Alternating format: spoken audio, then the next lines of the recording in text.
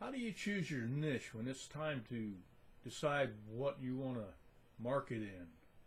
Uh, when you decide, when you try to figure out what kind of products you want to market for your business, because there are actually a lot of niches available out there, especially with the online business. You could go into things like toys, self-improvement, sports, health, copywriter. These are just a sample of what you have to choose from, and those in themselves are top level niches. I mean, if you look at them, there are a whole lot of little niches hiding inside of them, and what you want to do is bore down into whatever top level niche you eventually choose.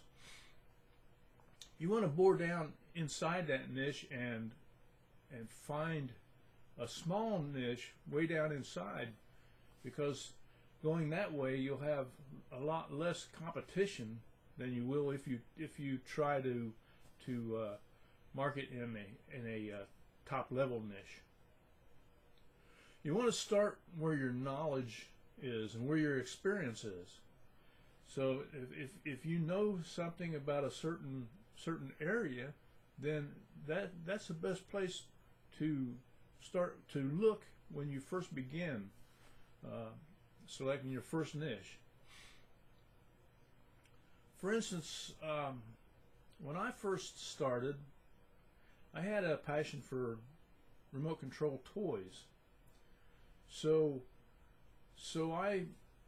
my first adventure in the marketing world, online marketing, was in RC Toys. But I didn't just go with RC Toys because that's a top level type. I mean, it's a sub niche within the toys niche, but also RC Toys in itself is a top level within remote control toys. So I bored down, and I eventually came to the RC construction toys, and I didn't see a lot of competition there. I didn't see any looking for websites on that had only RC construction toys. I didn't find any, so I decided to start with that particular niche, and I have a website that does pretty good with marketing RC construction toys.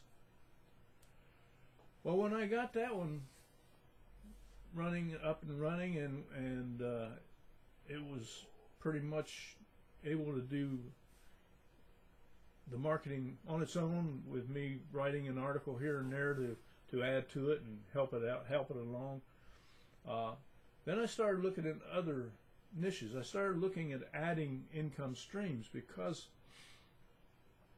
I had a few times when a time or two I was doing some drop shipping with the RC construction toys, and I had a big sale come along, and when I went to my source for the drop shipping, the website was no longer there.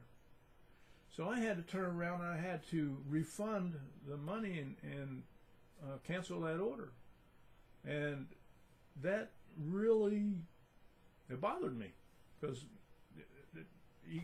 I needed more dependability than that. So I found other ways to fill the orders that came along, but knowing that the possibility, realizing that the possibility was there that a source would suddenly disappear on me, helped me understand that, you know, my business was at risk, and for something that I couldn't control. So I looked at adding other income streams, and eventually over the years I've ventured into self-improvement, and my sub-niche in self-improvement is mainly charting and tracking your progress on any project that you happen to undertake. And as a matter of fact, I'll put a free book for you in the description that shows you how to calculate and chart your life, how to your progress in life. And like I say, I'll put the address to that book in the description box below the video. My next niche was in sports, and the sub niche was scuba diving, because I have a passion for that also. And so I went into the scuba diving, and I started a blog that talked about different scuba trips I've taken, and offers products also related to scuba. Then I added a site on survival.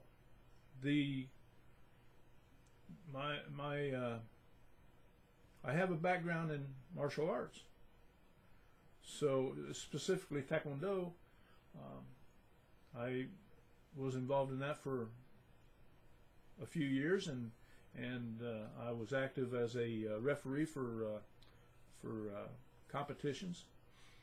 So I started looking at martial arts, and I eventually went with that, along with survival, and put a website up for that to market related products.